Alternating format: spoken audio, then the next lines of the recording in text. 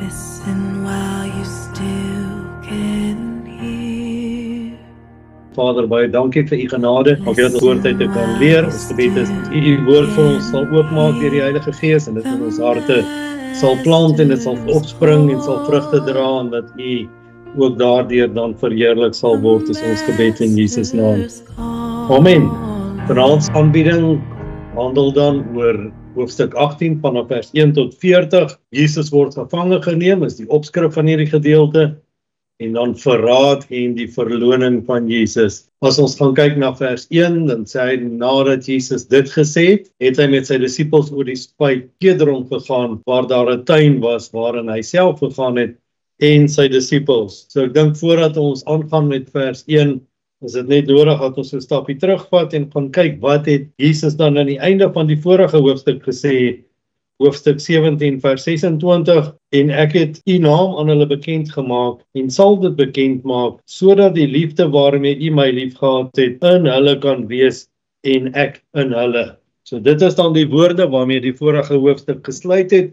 Dan begin ons die nuwe hoofstuk, hoofstuk 18, vers 1, en nadat Jesus dit gesê het, het hy met sy disippels oor die spruit Kedron gegaan, waar daar 'n tuin was, waarin hy self gegaan het, as ook sy disippels. Ons sien hier dat nadat Jesus gebid het, het hy saam met sy disippels na die tuin van Getsemane op die Olyfberg gegaan, en hierdie was geleë tussen Jerusalem, of kan ek dan sê tussen Jerusalem en die berg, het die spruit Kedron gelê. Is nie eintlik 'n vreeslike rivier nie, daarom dat dit genoem word 'n spruit. Dis eintlik meer 'n klein stroompie wat maar net in reëntye gevloei het. En ons sien ook dat op 'n ander plek in die Ou Testament word na dieselfde spruit verwys, en dit is in 2 Samuel 15 vers 23, toe Dawid gevlug het vir Absalom, het hy ook deur die spruit Kedron getrek of gevlug dan. As ons dan kyk wat die naam beteken, die naam Kedron beteken donker of swart, en die rede daarvoor is omdat dit 'n plek was waarin die bloed van die offers van die stad Jerusalem dan nou gevloei het wanneer dit gereën het, of self wanneer dit nie gereën het nie, en daar was 'n groot aantal diere wat geslag moes word vir die offers, dan sou hierdie bloed na die Kedron rivier toe gevloei het, of die spruit toe gevloei het, so ook dan die vullis van die dorp of van die stad. Wanneer dit sou gereën het, sou dit gevloei het na die spruit Kedron toe, en daarvandaan dan die naam donker of swart. Dit is ook algemeen bekend dat die Joodse leiers tuine gehad het buite die stad, en dan op die hange van die Olyfberg het hulle die tuine aangelê, en ons sien dat Johannes beskryf nie Jesus se worsteling in die tuin nie, omdat die ander evangelies, Matteus, Markus en Lukas, alreeds daarvan melding gemaak het. As ons kyk na vers 2, en Judas, sy verraaier, het ook die plek geken, natuurlik omdat hy baie saam met Jesus daar gebid het, en by mekaar gekom het, omdat Jesus daar dikwels met sy disippels saamgekom het. En ons sien hier dat as gevolg van die gewoel van die fees, en ook uit gewoonte het Jesus en sy disippels rustigheid buite die stad verkies, en dan baie maal in hierdie spesifieke tuin gaan rus vind, en ook daar in gebed verkeer, en het ook daar waar hy dan nou sy disippels geleer het en onderrig gegee het. Die plek wat Jesus en sy disippels as 'n toevlug geken het, word in hierdie oomblik van verraaiing, word dit die plek van sy gevangenskap, of waar hy in gevangenis geneem word. Vers 3, en Judas het die afdeling soldate en die dienaars van die owerpriesters en die fariseërs geneem, en daar gekom met fakkels en lampe en wapens. As ons gaan kyk na die woord vir afdeling soldate, dan dui dit normaalweg op 'n Romeinse afdeling wat tot en met 600 man kon insluit. Waarskynlik in hierdie geval was dit 'n kleiner groepie mense, aangesien so 'n groot groep onnodig sou wees om een man in hegtenis te neem. Ons sien ook dat die tempeldienaars, wat bekend gestaan het as die Lewiete, of die Lewitiese wagte, wat onder gesag van die Joodse raad gestaan het, was saam met die Romeinse soldate. Dit wys dat beide die Romeinse gesag, as ook die Joodse leiers, saamgespan het om Jesus te arresteer. So dit het nie net van die Romeinse ryk afgekom nie, of net van die Jode afgekom nie, maar dit was 'n samewerking tussen beide groepe wat besluit het om Jesus te arresteer. Ons sien dat wapens is saamgedra omdat hulle Jesus moontlik as 'n oproermaker of 'n leier van 'n groep oproermakers sou sien op daardie stadium. Ons sien in daardie tyd was daar ook gereeld politieke opstande in Judea vanweë die feit dat die Romeine die Jode oorheers het en oor hulle geheers het en dat daar maar gedurig politieke opstand plaasgevind. En ek dink dit is een van die redes hoekom die groep so groot was om Jesus dan gevange te gaan neem. En die owerhede was ook dan op daardie stadium bang vir geweld tydens die fees, want ons weet die hele geleentheid het afgespeel tydens die Joodse fees. Vers 4, en omdat Jesus alles geweet het wat oor hom sou kom, het hy uit die tuin gegaan en vir hulle gesê, wie soek julle? Ons weet mos, dit was nag in die tuin van Getsemane, dit was donker, en in die donker kon hulle hom nie onmiddellik onderskei van die res van die persone nie. Daarom moes hulle eers bevestiging van die identiteit kry, om dan te vra, of Jesus vir hulle dan gevra het, wie soek julle? So daar moes 'n duidelikheid gekom het, en ons sien dat volgens die Joodse en die Romeinse regsgebruik, moes die beskuldigde openlik bevestig word, voordat 'n arrestasie regmatig kon plaasvind, en daarom dan, dat daar gevra is, na wie soek julle? Jesus het presies geweet wat kom, en gee hom gewillig oor. Ons sien dat sy kennis van die toekoms wys sy goddelike alwetendheid. Die vraag, wie soek julle, was nie 'n teken van onkunde nie, maar eintlik 'n manier om die aandag weg te kry van sy disippels en op homself te vestig, sodat hulle nie die disippels ook in hegtenis sou neem nie.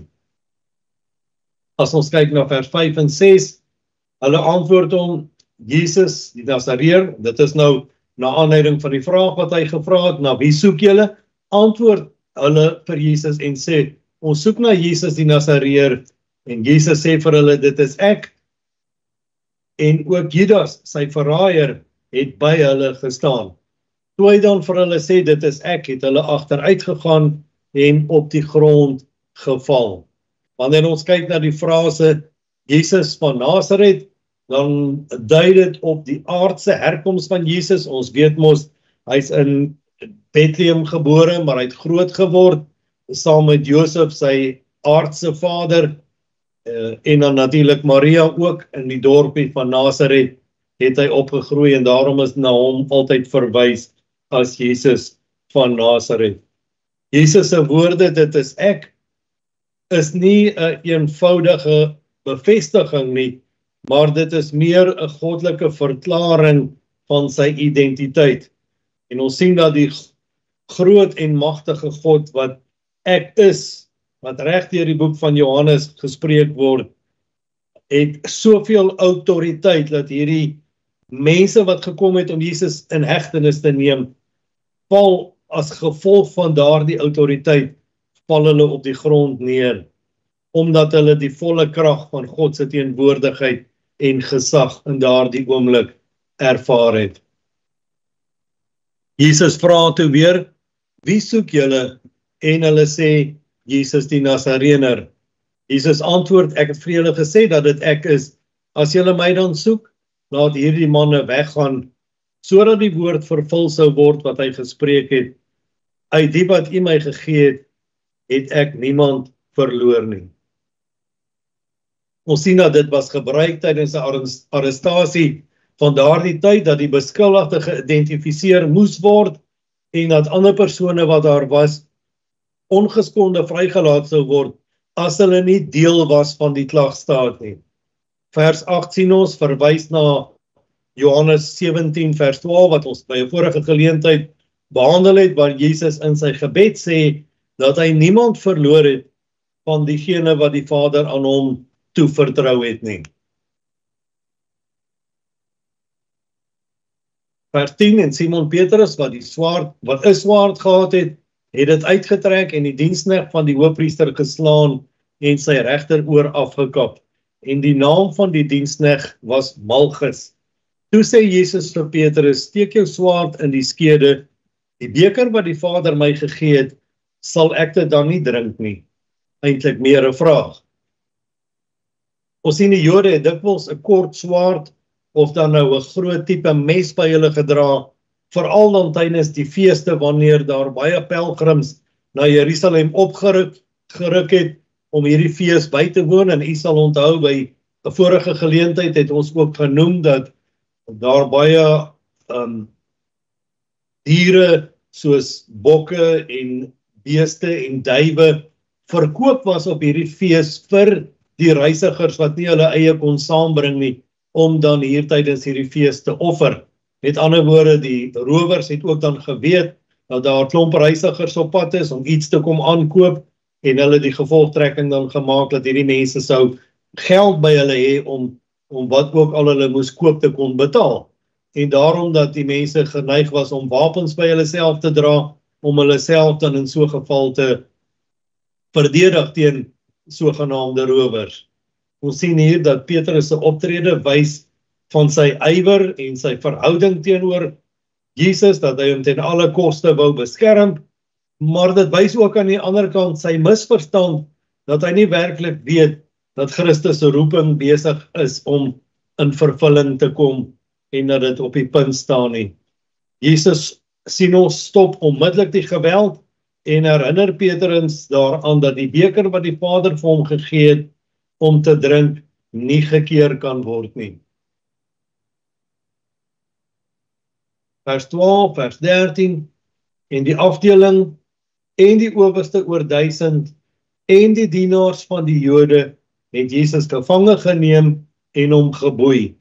En hulle het hom weggelei, eers na Annas, want hy was die skoonvader van Kajafas, wat daardie jaar hoofpriester was. Ons sien dat Jesus word gebind, en 'n mens sal nou die vraag vra, was dit nou regtig nodig om so 'n groot groep mense te stuur en om een persoon gevange te neem en om dan nog vas te bind? Maar as ons 'n bietjie na die geskiedenis kyk, dan sien ons dit was gebruik van daardie tyd om selfs die vreedsaamste gevangene vas te bind as 'n simbool van totale beheer, maar ook van, of 'n teken dan van skande en oorgawe. So wanneer 'n persoon vasgebind het, beteken dit vir hom as skande en dat hy oorgegee het, maar beteken ook vir die persone wie hom gebind het, totale beheer oor hierdie persoon. Ons sien dat Annas was 'n vorige hoofpriester. Hy het diens gedoen hier van 7 tot die jaar 14 na Christus en het steeds op daai stadium wat hierdie gebeurtenis plaasgevind het, en dit is nou al hierdie gebeurtenis waarna ons hier verwys, het gebeur hier in die jaar 36 na Christus, het hierdie ou Annas nog baie invloed gehad, en kan ons maar eintlik sê hy was agter die gordyne, was hy nog steeds die hoofpriester, terwyl sy skoonseun maar net die posisie gevul het, maar Annas het nog die gesag gehad en politieke besluite geneem en invloed op daai stadium behou.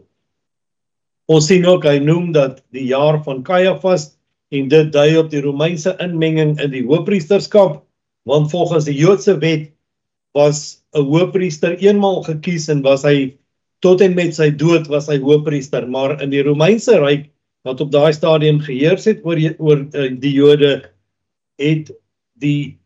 was priesters gereeld vervang volgens hulle politieke guns. So as 'n priester nou vir die Jode was en hy het baie guns bewys, dan sou hy lank in sy posisie gebly het, en die teenoorgestelde is ook dan waar. Vers 14, en dit was Kajafas wat aan die Jode die raad gegee het, dat dit voordelig is dat een man vir die volk sterwe.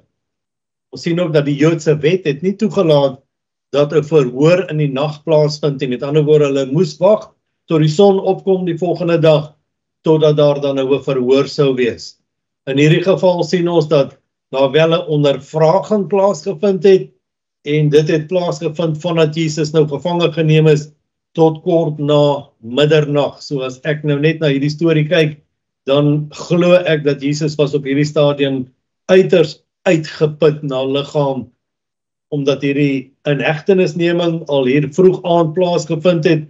Ek skat hier by 9:00 die aand omtrent, en ons sien dat hier teen middernag was hulle nog steeds besig om hom te ondervra. En ons sien ook dat 'n haastige teken of 'n teken van haastige en onregverdige aard van Jesus se arrestasie het eintlik hier plaasgevind. Caiaphas het vroeër gesê, dit is beter dat een man vir die volk sterwe, en hy het dit as 'n politieke strategie bedoel, maar God het hierdie woorde wat hy geuiter het, gebruik as 'n profetiese waarheid oor Christus se versoeningsdood. Vers 15 en 16, en Simon Petrus en 'n ander disipel het Jesus gevolg, en daardie disipel was met die hoofpriester bekend en het saam met Jesus ingegaan in die binneplaas van die hoofpriester se paleis. Maar Petrus het buitekant by die deur bly staan, en 'n ander disipel wat bekend was met die hoofpriester het uitgegaan en met die deurwagster gepraat en Petrus ingebring. Wanneer ons kyk die betekenis van 'n ander disipel, dan is dit waarskynlik Johannes, wat dan die skrywer van hierdie boek ook is. As ons gaan kyk na sy geskiedenis, dan sien ons dat hy het waarskynlik besigheidsbande gehad met die priestershuis vanweë sy betrokkenheid in die vissersbedryf, en ons sien ook verder dat die hoofpriester se huis het waarskynlik bestaan uit verskeie binnehowe met 'n hek of 'n poort wat dan deur 'n portiermeisie bewaak is. Dit was algemeen bekend dat vroulike slawe hierdie wagfunksie verrig het, en dan die vuur waarna verwys word in die voorhof. Ons weet dat in hierdie stadium was dit in die begin van die lente, en Jerusalem wat redelik hoog geleë was op daai stadium baie koud geweest, en dit is die rede hoekom die groepe mense dan saam met die diensknegte in die tempelwagte by die kolevuur gestaan het om warm te bly terwyl dat hulle wag vir die uitslag van die verhoor van Jesus, of nie werklik die verhoor nie, maar die ondervraging van Jesus. Vers 17 en 18, toe sê die diensmeisie, die deurwagster vir Petrus, jy is tog nie ook een van die disipels van hierdie mens nie. En hy sê, ek is nie, hy ontken dit. En die diensknegte en die dienaars het by 'n koolvuur gestaan, wat hulle gemaak het, want dit was koud. En hulle het self warm gemaak, en Petrus het by hulle gestaan en hom warm gemaak. Hy wys daarop dat Petrus se volharding om te volg wel getuig van sy liefde vir Jesus, maar die teenoorgestelde is ook waar, dat hierdie gevaarlike selfvertroue van hom het hom gebring tot op 'n plek waar hy sy eie geloof eintlik verraai het, en daarmee saam het hy ook Jesus verraai. Ons sien dat Petrus se ontkenning begin eers klein, by 'n klein leentjie om te sê, ek is nie een van Jesus se disippels nie, maar dat dit vinnig groei, soos alle sonde wat nie onmiddellik bely word nie. Ons weet mos maar sonde werk so, as ons dit nie onmiddellik bely nie, dan is die volgende enetjie baie makliker, en die volgende sondetjie is nog makliker, en voor ons kon kry, voel ons nie eens meer skuldig oor die sonde wat ons doen nie. Ek sien ook dat terwyl Jesus binne ondervra word en getrou bly aan die waarheid, staan Petrus aan die buitekant en hy ontken die waarheid uit vrees vir wat vir hom mag voorlê. Vers 19, die hoofpriester ondervra Jesus toe oor sy disippels en oor sy leer. Jesus antwoord hom, ek het ronduit tot die wêreld gespreek, ek het altyd in die sinagoge geleer en in die tempel waar die Jode van alle kante af vergader, en in die geheim het ek niks gespreek nie. Sien hier dat die verhoor by Annas was nie 'n amptelike regsproses nie, soos ons gesê het, maar meer 'n ondervraging, of dan nou 'n voorverhoor of 'n ondersoek om gronde te vind vir die aanklag wat hulle teen Jesus wil inbring. Ons weet ook dat volgens Joodse gebruik of volgens die Joodse wet moes daar beskuldigings op 'n getuie berus word of ingebring word voordat so beskuldigde voor die hof gedaag moes word. Daarom vra Jesus, waarom vra u my? Vra diegene wat gehoor het. Die sinagoges en die tempel, weet ons, was publieke plekke waar Jesus openlik geleer het en waar Jesus selfs wonderwerke gedoen het. Jesus herinner Annas dat sy leer openbaar en deursigtig was tot nou toe en nie geheimsinnig of enigsins oproerig nie. Vers 21 en 22, Jesus aan die woord wat vra, wat ondervra u my? Ondervra hulle wat gehoor het wat ek tot hulle gespreek het. Hulle weet tog wat ek gesê het. En toe hy dit sê, het een van die dienaars wat daar staan, Jesus in die aangesig geslaan en gesê, antwoord u die hoëpriester so. As ons gaan kyk na die term slaan, was dit meer, sal ek sê, 'n klap gewees met die handpalm. En wanneer iemand in daardie tyd geklap is met die handpalm, was dit 'n verskriklike vernedering vir so 'n persoon wat dan geklap is. Maar aan die ander kant sien ons ook, dis nie net 'n fisiese aanval nie, maar ook 'n teken dat Jesus geminag is. En wanneer 'n persoon geklap is, dan is dit dikwels ook gebruik om iemand te bestraf wat as oneerbiedig opgetree het teenoor 'n meerdere. Ons sien ook dat onder Joodse wet was dit onwettig om iemand te slaan wat nog nie skuldig bevind is nie. En hier sien ons dat Jesus is nog besig om hom te ondervra en ten spyte daarvan dat hulle 'n wet het wat sê dat hulle mag nie 'n persoon slaan wat onskuldig is nie, het hulle in hierdie geval die wet oortree en Jesus dan nou geslaan. Jesus antwoord hom, as ek verkeerd gespreek het, getuig van die verkeerdheid, maar as ek reg gespreek het, waarom slaan jy my? En Annas het hom geboeid na Kajafas, die hoëpriester, gestuur. Ons sien dat nadat Annas niks skuldig kon vind teen Jesus nie, stuur hy Jesus gebind na Kajafas, waar die Sanhedrin hom formeel sou verhoor. En Simon Petrus het hom staan en warm maak, en hulle sê vir hom, jy is tog nie ook een van sy disippels nie. Toe ontken hy dit en sê, ek is nie. En ons sien hier vir 'n tweede keer, ontken Petrus dat hy deel van Jesus se disippels is. Die binnehof waarna verwys word, waar Petrus staan, was waarskynlik 'n onmuurde area met 'n kolevuur, soos wat ons nou gelees het, waar die mense by gestaan het om die koue van die nag af te weer. Ons sien ook dat hierdie gedeelte het plaasgevind laat nag of baie naby aan vroegoggend net voor die dag breek.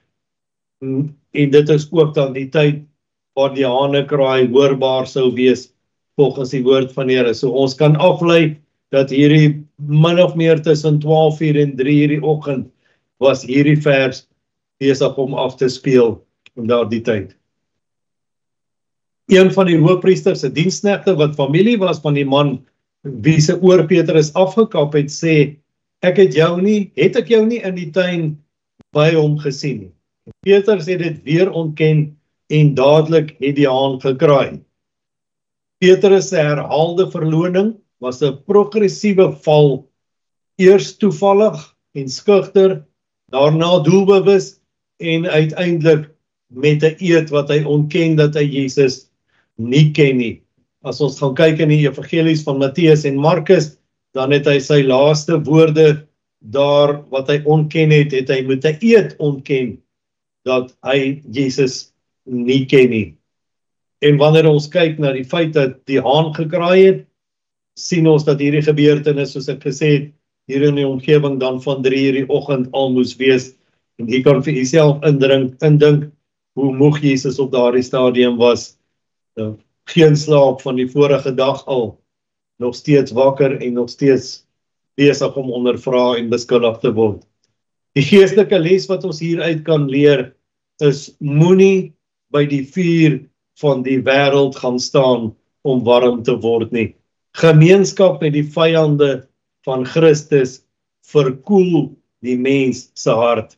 Bly naby die lig, self al is dit koud. 'n baie mooi les wat ons kan leer uit hierdie gedeelte uit. Toe neem hulle Jesus na Kajafas, of van Kajafas na die goewerneur se paleis, en dit was vroeg in die môre en hulle het self nie in die paleis ingegaan nie, dat hulle nie sou verontreinig nie, maar dat hulle die Pasga kon eet. Ons sien dat Kajafas was die hoofpriester en na die Joodse verhoor in sy huis waar Jesus as 'n lasteraar verklaar is, moes die Jode Romeinse toestemming kry om 'n doodsvonnis oor hom te kan uitspreek en te kan uitvoer. Die regterhuis van Pilatus se amptelike woning of hof in Jerusalem, waarskynlik was dit die oudtydse paleis van Herodes die Grote, waar hierdie gebeurtenis op hierdie stadium afspeel.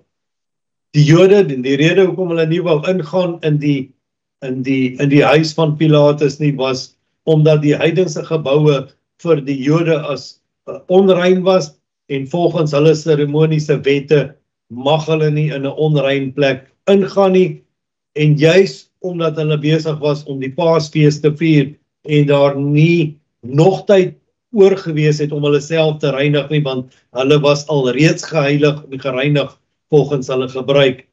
En die ironie van hierdie hele saak, en wat baie opvallend is dat hulle sogenaamd oor hulle uiterlike reinheid bekommer, terwyl hulle in hulle hart moordgedagtes het teenoor hulle Messias, wat voor hulle staan en wat hulle besig is om te veroordeel. Ons sien ook dat teen dagbreek, en dit is ongeveer 6:00 die oggend, het hierdie toneel afgespeel, en ons weet ook dat die Romeinse goewerneurs normaalweg baie vroeg in die oggend, by eerste lig, het hulle al begin om, wanneer daar hofsaake is, dit te begin aanspreek en te begin afhandel. Vers 29 en 30, en Pilatus het na hulle uitgekom en gesê, watter beskuldiging bring julle teen hierdie man in? Hulle antwoord en sê vir hom, as hy geen kwaaddoener was nie, sou ons hom nie aan u oorgelewer het nie. Ons sien dat die Romeinse wet het vereis dat 'n formele aanklag gestel moes word.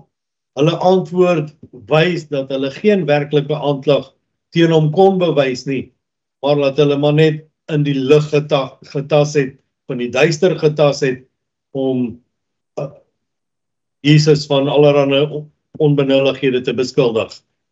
Vers 31 en 32, en Pilatus sê vir hulle, neem julle hom en oordeel hom volgens julle wet, en die Jode sê vir hom, dit is ons nie geoordeel of geoorloof om iemand dood te maak nie, sodat die woord van Jesus vervul sou word wat hy gesê het, om aan te dui hoedanige dood hy sou sterwe.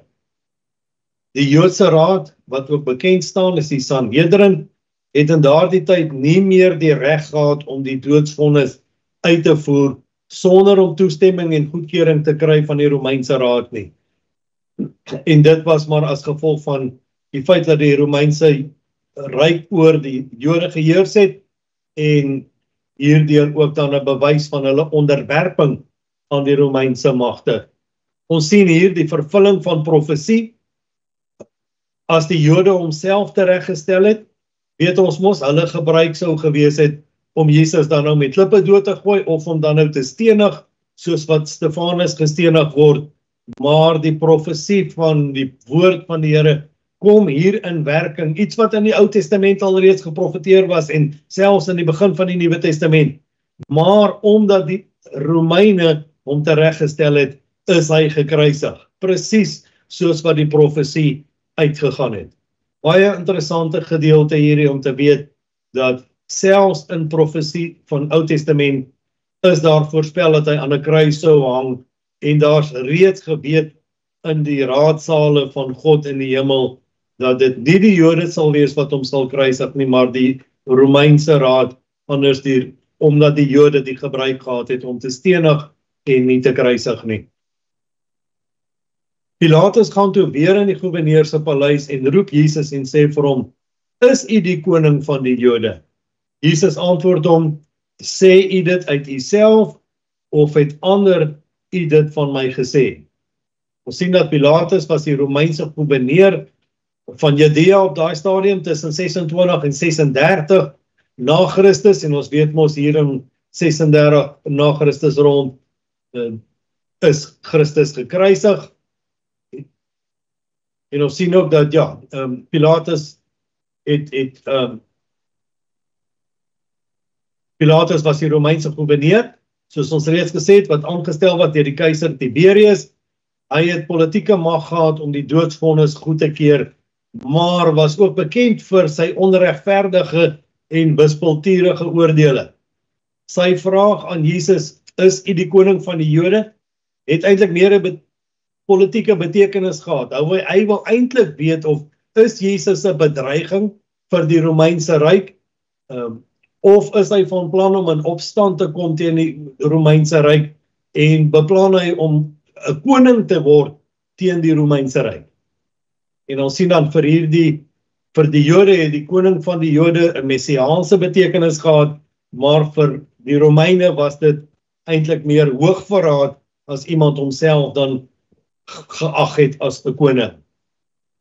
Die feit dat Pilatus Jesus self binnebring sonder die Jode op daai stadium mos buite gestaan, wys dat hy persoonlike nuuskierigheid het. Hy wil presies weet wat gaan aan. En dan ook moontlik oor respek vir die kalm en waardige gevange wat op daardie stadium voor hom gestaan het. Pilatus antwoord, is ek dan 'n Jood? U volk en die owerpriesters het U aan my oorgelewer. Wat het U gedoen? Jesus antwoord, my koninkryk is nie van hierdie wêreld nie. As my koninkryk van hierdie wêreld was, sou my dienaars geveg het, dat ek nie aan die Jode oorgelewer moes word nie, maar nou is my koninkryk nie van hier nie. Ons sien hier dat Pilatus se uitroep, wanneer hy sê, is ek dan 'n Jood, toon eintlik minagting vir die Jode. Hy wil eintlik sê, ek het niks te doen met julle godsdienstige twiste, of wat julle ook al besig is om te doen nie.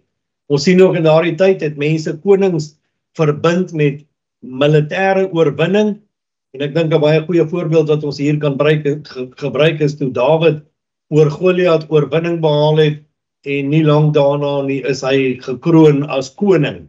So in daardie tyd het mense konings gesien as militêre oorwinnaars, of iemand wat baie grondgebied in beslag geneem het, of iemand met baie mag. Maar Jesus stel dit baie duidelik dat sy koninkryk nie in botsing is met die Romeinse koninkryk nie. Sy koninkryk is nie 'n aardse koninkryk of het enige politieke bedreiging nie. Inteendeel definieer hy sy koninkryk as 'n koninkryk sonder wapens, sonder trone en sonder grense, een wat in die harte van mense bestaan en regeer. Hierdie vers som die aard van die Christelike geloof op. Dit is 'n koninkryk van geregtigheid, 'n koninkryk van vrede en 'n koninkryk van waarheid wat binne in die mense hart leef en nie in trone en krone nie. Pilatus sê toe vir hom, is U dan tog 'n koning? Jesus antwoord, ek sê dat ek 'n koning is. Hiervoor is ek gebore en hiervoor het ek in die wêreld gekom om vir die waarheid te getuig. Elkeen wat uit die waarheid is, luister na my stem. Hier sien ons dat Jesus definieer 'n koninkryk sonder wapens en trone en grense, soos ons gesê het, een wat in die harte van mense regeer. Hierdie vers som die aard van die Christelike geloof op. Het ons nou vir mekaar gesê, dit is 'n koninkryk van geregtigheid, 'n koninkryk van vrede en waarheid. En ons sien dat Jesus verklaar dat sy koninkryk nie deur menslike strukture of mag onderhou word nie, maar deur die waarheid van God. Hy wys dat ware burgers van sy koninkryk die is wat luister na sy stem, nie net hoor nie, maar gehoorsaam is aan sy stem. Pilatus sê vir hom, wat is die waarheid? En toe hy dit gesê het, gaan hy weer uit na die Jode en sê vir hulle, ek vind geen skuld in hom nie. Hier sien ons dat Pilatus se vraag, wat is die waarheid? Is die tragiese stem van die wêreld sonder God. Hulle is altyd skepties, verward, sonder morele fondasie. Ironies genoeg staan die waarheid in hierdie geval selfs voor Pilatus, en Pilatus erken nie Jesus Christus as die waarheid nie. Jesus het immers vroeër in sy woord vir ons gesê, en is opgeteken in Johannes 14 vers 6, waar Jesus gesê het, ek is die weg, ek is die waarheid, en ek is die lewe.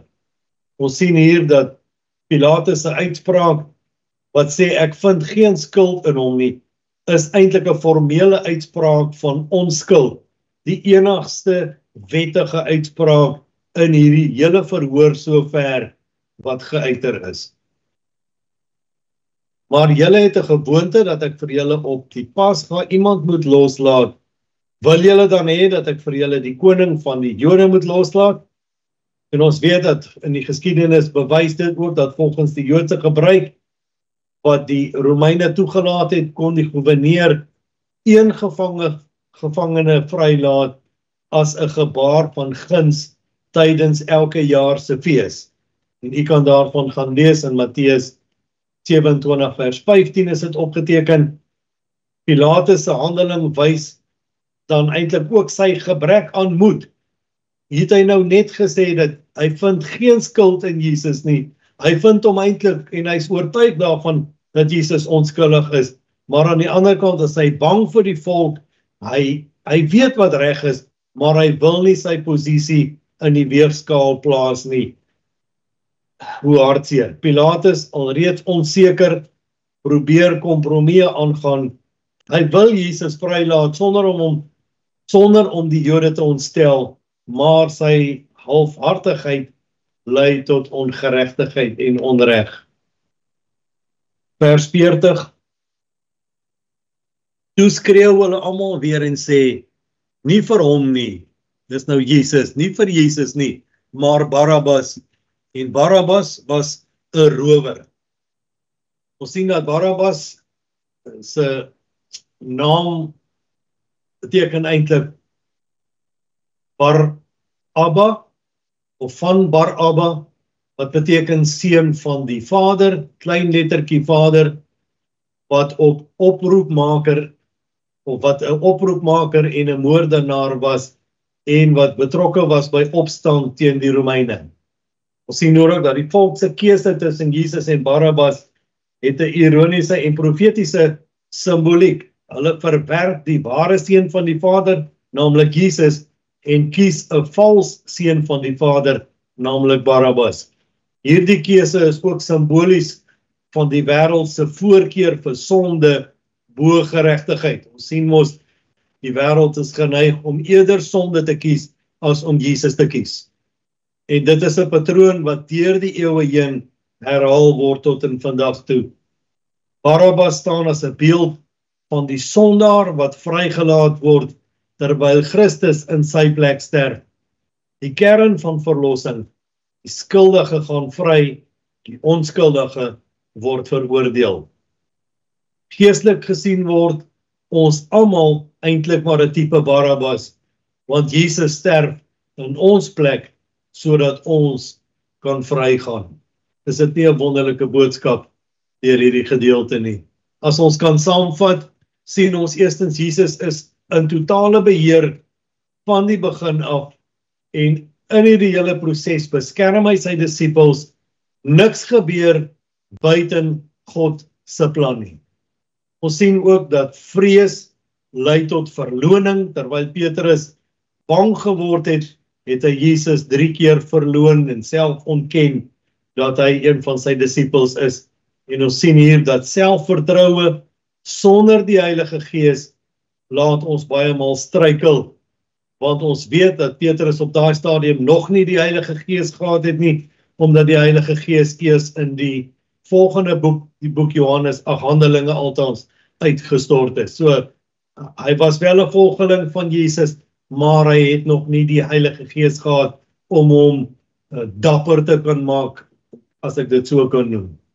Ons sien ook dat Jesus en God se waarheid word in hierdie gedeelte geopenbaar. Sy koningskap is gebaseer op waarheid, gehoorsaamheid en innerlike heerskappy. Ons sien ook verder dat die onskuldige sterf vir die skuldige. En dit is die hart van die evangelie. Die sondaar word vrygelaat, waarvan ek en jy deel is, omdat die heilige wat Jesus Christus is, ons plek op die kruis ingeneem het. Is dit nie kosbaar nie? As ons ook dan 'n vers kan uitsonder in hierdie hoofstuk, sal dit vers 37 wees, waar Pilatus vir hom toe sê, vir Jesus sê, is u dan tog 'n koning? Jesus antwoord, u sê dat ek 'n koning is. Hiervoor is ek gebore en hiervoor het ek in die wêreld gekom, en dis om 'n koning te wees, om vir die waarheid te getuig. Elkeen wat uit die waarheid is, luister na my stem. Prys die Here. Volgende week as ons gespaar bly, dan is ons by Johannes hoofstuk 19, waar Jesus dan fisies gekruisig word. Kom ons bid net saam. Vader, baie dankie vir u woord, wat ons vandag weer kon lees, wat ons met mekaar kon bespreek, en wat u deur die Heilige Gees vir ons so oopgemaak, en dat ons net daardeur kon sien, Here, dat u nie ontkant gevang was nie, maar dat dit in die raadsplanne van God alreeds beplan was, dat u moes sterf vir ons as mense sonde, sodat ons nie nodig het om te sterf nie, maar sodat ons die ewige lewe kan beerwe. En ons wil vanaand vir u baie dankie sê daarvoor, dat ons in u lewe kan hê, maar nie net lewe nie, sê u woord ook vir ons, dan lewe in oorvloed. My gebed is dat u elkeen wat hierna kyk en luister, sal seën en salf en dat u verheerlik word. Dis ons gebed in Jesus naam. Amen.